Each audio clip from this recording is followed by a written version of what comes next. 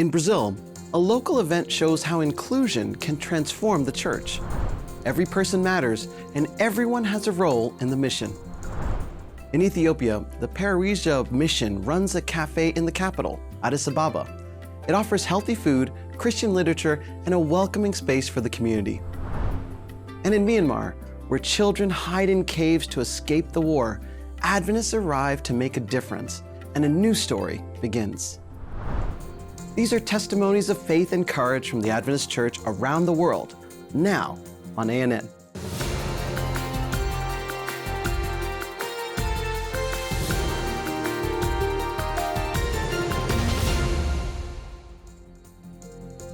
On the border between Thailand and Myanmar, war is no longer a headline, but it's still very real. Children go to school under the threat of airstrikes. And when danger comes, they don't hide in shelters, but inside a cold, dark cave. A humanitarian mission crossed rivers and jungles to get there. What they found was a harsh, dangerous reality and a powerful example of solidarity. Deep in the forest, surrounded by rivers and mountains, the path leads to a terrifying reality. We're now ready to cross the river into Myanmar to support a school serving children affected by war. Many have fled into the bush to stay safe. They're short on food, supplies, and basic facilities. The girls' dorm is falling apart. We're going to help fix it. This cave is the only shelter when sirens go off or the sky darkens with the sound of aircraft. It's where dozens of children take refuge when war arrives. Classes stop. The children hide here.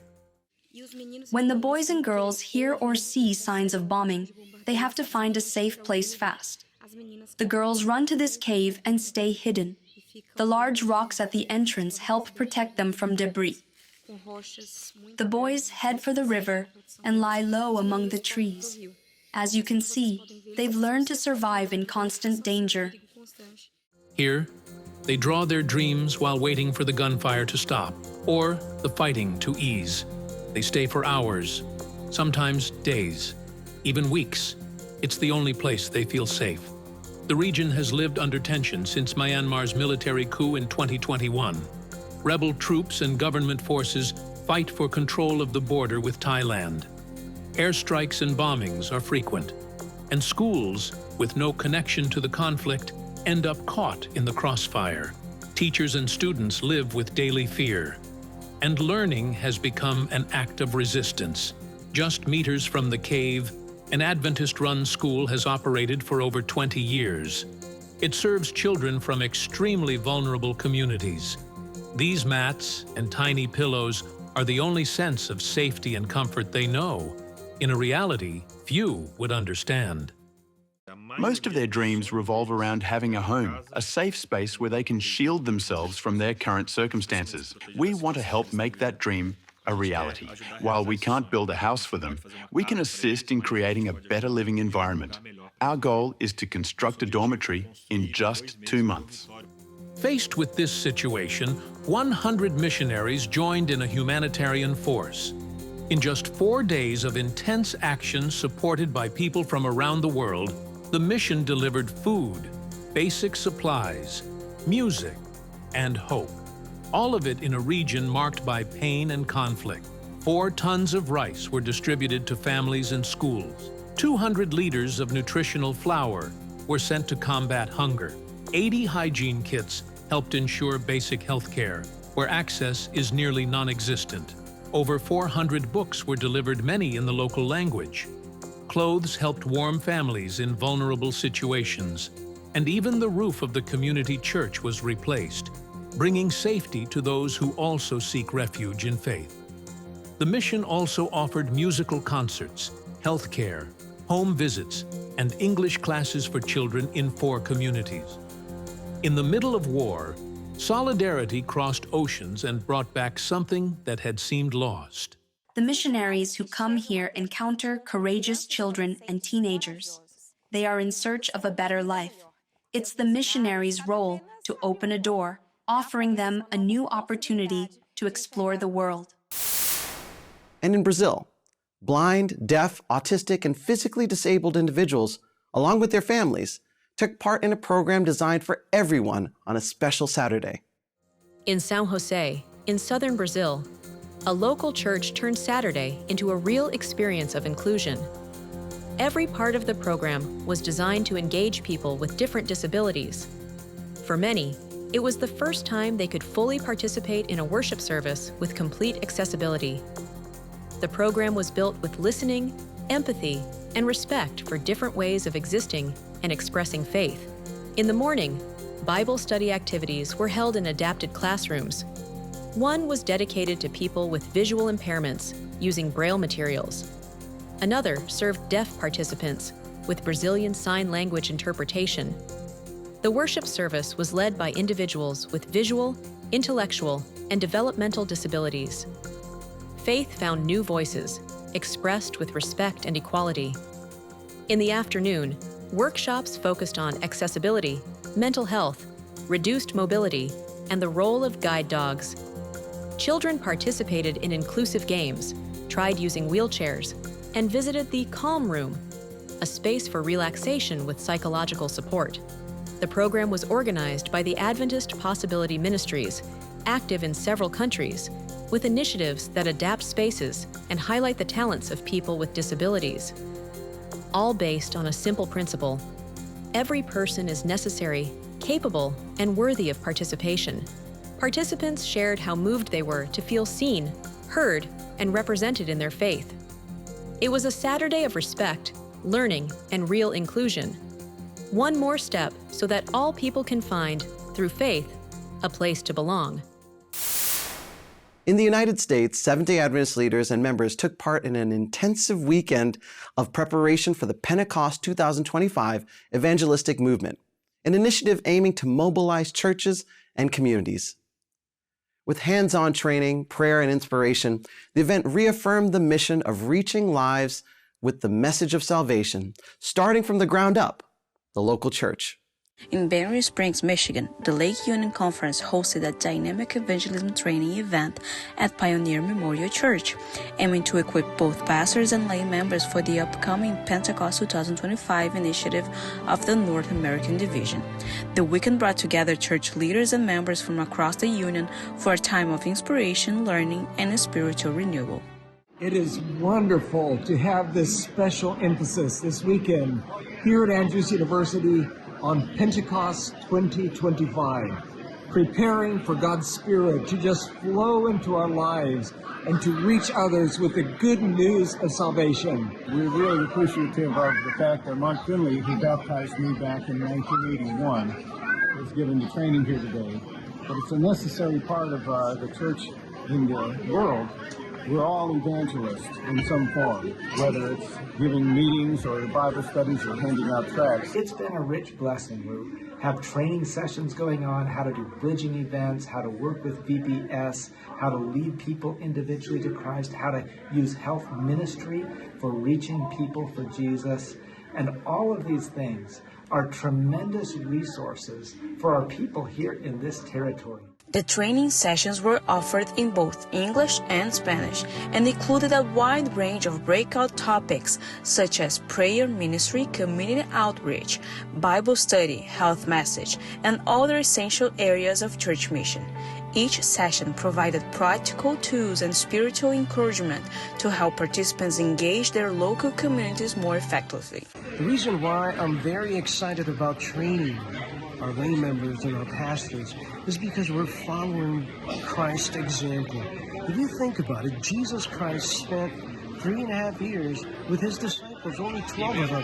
Yes, there were other people that came around, but he vested his time only on these 12 because he knew that by doing so, it was going to be an explosion. There's nothing better than to take our time to be able to train and equip others for service because we're multiplying ourselves. The main speaker for the event was Pastor Mark Finley, presenting powerful messages on the urgency of sharing the gospel in today's world. Convicting people with his Holy Spirit, using visions, using dreams, but the primary way that God works is using his church.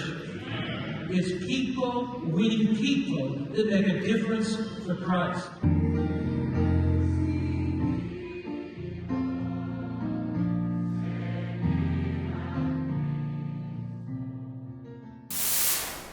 In Havana, Cuba, a faith-driven initiative is bringing people together through food and fellowship. What began with hot meals served on Saturdays has opened the doors of a church and of many hearts. Up next, the story of a ministry that nourishes lives and inspires transformation. Jose Luis and Yaramis Leon Torres serve hot meals and fellowship to people facing hunger, isolation, and hardship. That's how the Carrying Hope ministry began, in the middle of the pandemic, when churches were closed and needs were growing in Havana's neighborhoods.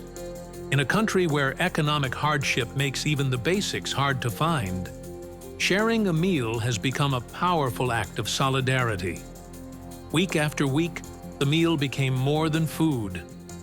It became a moment for prayer, Bible study, and connection.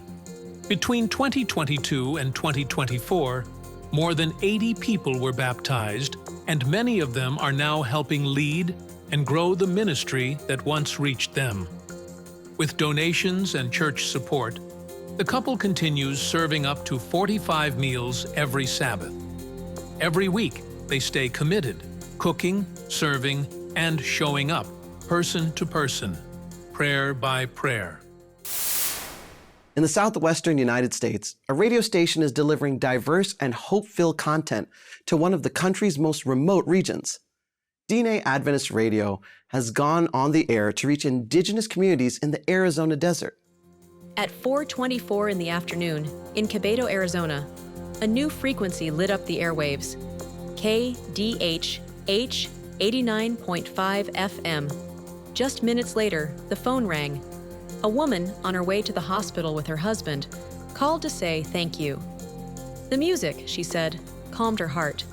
This is the first station in a planned network aiming to reach up to 90% of the Navajo Nation, the largest indigenous territory in the United States, covering over 27,000 square miles and home to about 170,000 people.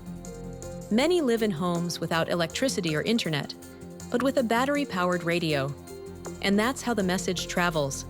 Not just music or information, but comfort, faith in action, hope in Jesus, in both English and Navajo.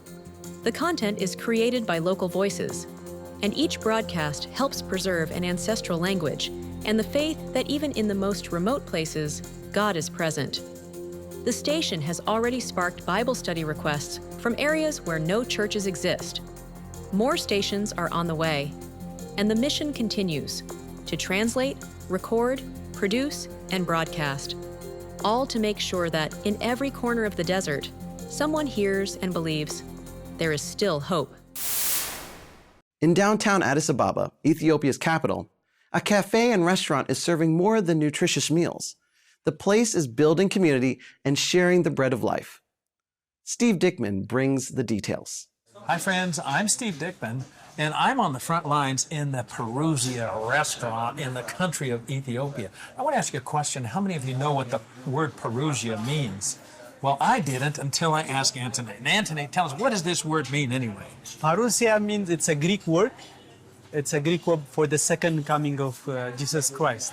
So Really? to prepare people physically, mentally, and spiritually. But you serve food here. Yes. Yeah, I mean, we're going to have some food after a while. We had breakfast here. We're going to have some more food. I'm sorry you're not here to join us, but it's a great place to connect people with the good news of Jesus. Yes. Tell us how you do that in the context of a restaurant. So this restaurant is not only serving physical food, but it's also we're serving books, literature, magazines, and then also we teach health lectures for the people that are coming. When you're serving a book, I haven't eaten a book in a while. How do you serve someone a book or present it to them in the context? So we have a bookstore, as you can see at the cafe. That's our bookstore. We have all the books, the prophecy books, and we provide for the people the books that they can read. So some people are able to buy the books. Some people are not able to buy the books. We give them as a gift. But for those also who wants to come here and they sit and they read the books and they put it back in the shop. I see. Well, I talked to someone this morning here, and he told me, he said, I work for this restaurant and I'm a canvasser. I'm thinking a canvasser working for the restaurant. So how does he do this? Just tell me. So when he serves food, Yeah. he provides them what they need. They ask him, and then he makes a friendship, a connection with the people. And then he brought the books. He said, you know, this is something great book that you need to read it. That's how he do it. So he's not only serving all juice or the food. After he served them, you can see that he's also bringing books to them also. Okay, so if you're a server in this restaurant, you're not only going to take the food to the people, but you're going to take the injera of life. Yes, yes. The bread of life. In Ethiopia, if you're going to eat bread, you eat a special bread. We call it injera. Yes. All right, well, friends, it's amazing. We're in downtown Addis Ababa, right across from the main bank for the whole country. And the clientele here, many of them come from that bank and other affluent places right near here. They're getting a good meal, a nutritious meal, following the health principles we have. I see signs on the wall about sunlight and trusting God and exercise and temperance and a library here and serving these people books and good food. Thank you for what you're doing here. What is the greatest need you have right now at this Perusia Jesus is Coming Soon restaurant? So the greatest need is workers, and then also duplicating this restaurant across Addis, and then also across the big cities in Ethiopia. We also need a training school here because you need more workers. Exactly. For when we go to the 12 cities, we need workers that are mission-minded, who understand the mission of the center of influence and the mission of our Adventist message, so that they are trained and we send them to the cities and start the business, the cafe and the restaurant. Yeah. Thanks for watching today, friends. Please pray for this ministry and all the work going on across Ethiopia, that God will bless this work and that many, many people will be in the kingdom because they came and got some spiritual food and some parousia food. That means getting them ready for Jesus to come. Thanks for watching today. God bless you, friends. Outpost Centers International, OCI, supports lay-led ministries that advance the mission of the Seventh-day Adventist Church through a global network of outreach initiatives. Let's head to Orlando, Florida, to meet Jean, a woman whose life was transformed by a no-cost hip surgery. The procedure was possible through a partnership between Advent Health, Rothman Orthopedics, and Operation Walk USA. Can we straighten this leg out? Beforehand, I thought about just giving up on life completely. Toes up this way. Where is your pain when you do that? Just a little bit that way. My hip's been giving me trouble for many years. I don't do the things that I used to do. Take my little dog for walks, to play tennis and go swimming, and I want to be able to get up and do things I haven't done in so long. We trim away diseased bone and cartilage, you get a metal socket. Jean is a great candidate for a total hip replacement. This is really the only way for her to meaningfully get back any quality of life and level of function. My primary care physician, he got an email from Walk USA saying, we are looking for participants. And he says, I'm putting you in for this, and I hope that you get it.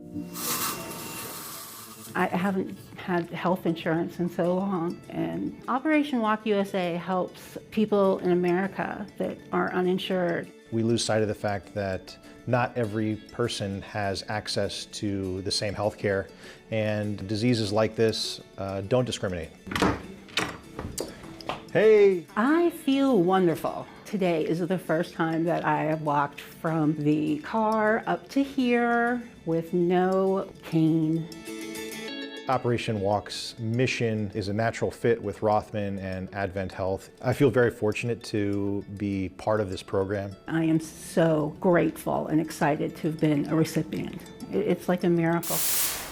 In South America, the prison ministry is bringing hope and spiritual freedom to many behind bars. In Paraguay, over 20 inmates were baptized during the Marks of Christ Holy Week program, following months of Bible study. Among them were 13 women and 8 men who chose to give their hearts to Jesus. Despite limited space in some prisons, more than 60 inmates continue to study the Bible faithfully. Sitting on the floor, they take out their Bibles and study materials to continue with their classes.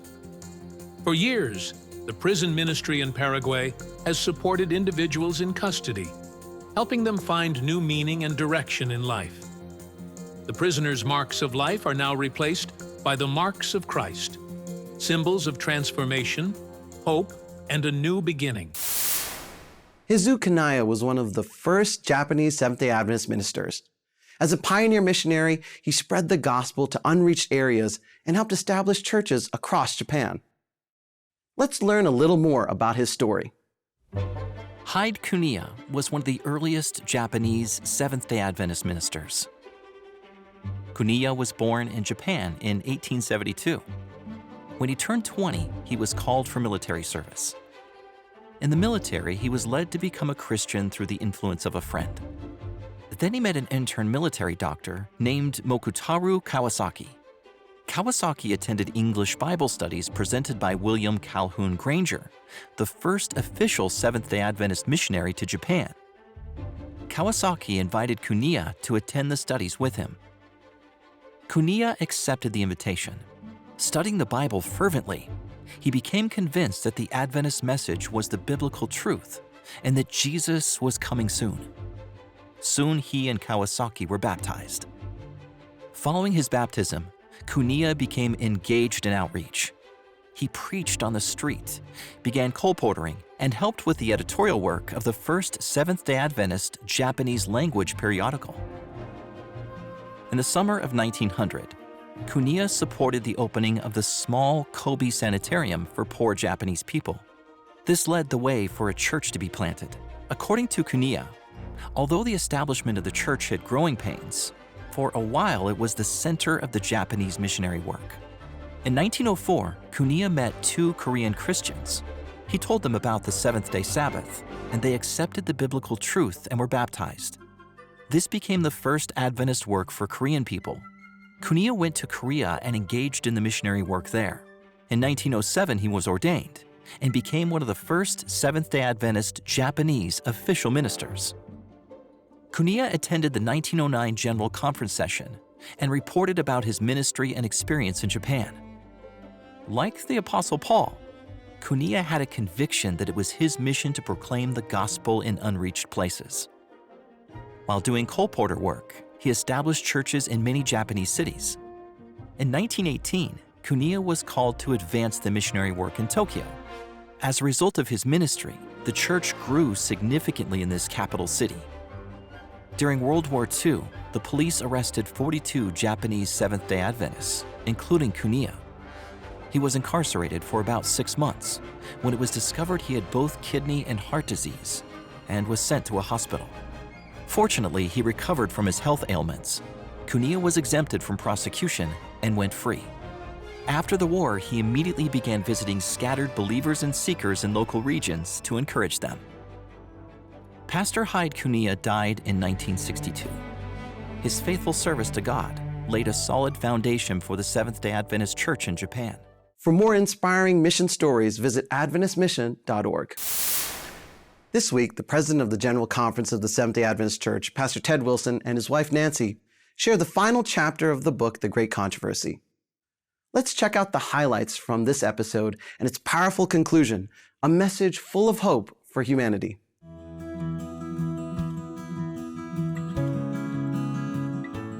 Hello, friends. Today we have the joy and privilege of looking at the final moments in the book, The Great Controversy. At this point in our reading, sin and sinners are no more. Satan has been destroyed forever. While God is a consuming fire to the wicked, he is, as the psalmist declares, a sun and shield to his people. We read, "The fire that consumes the wicked purifies the earth. Every trace of the curse is swept away. No eternally burning hell will keep before the ransom the fearful consequences of sin." The only reminder will be the marks Christ will bear of his crucifixion on his head, his side, his hands, and feet. These scars will, through all eternity, bear witness that he is mighty to save. And then God will make a new earth. John describes this in the book of Revelation. He writes, I saw a new heaven and a new earth, for the first heaven and the first earth were passed away. I hope this video series on the Great Controversy has been a blessing to you, as it has been to us. And I encourage you to reread this marvelous book, for I'm sure you will be encouraged. In closing, let us reflect on the final paragraph of this incredible book, The Great Controversy.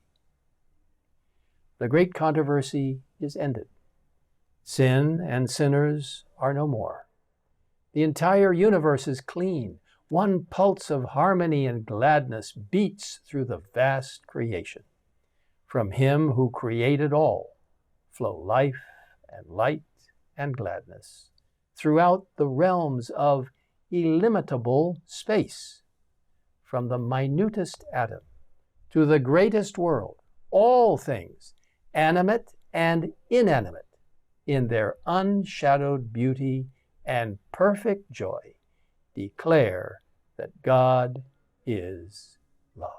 To watch the full episode and explore more videos that delve into the Seventh-day Adventist faith and story, visit the official Adventist Church channel on YouTube. We close with good news from Habakkuk 2, verse 14. For the earth will be filled with the knowledge of the glory of the Lord as the waters cover the sea. Thanks for joining us. Until next time, stay informed, stay inspired, and may God bless you.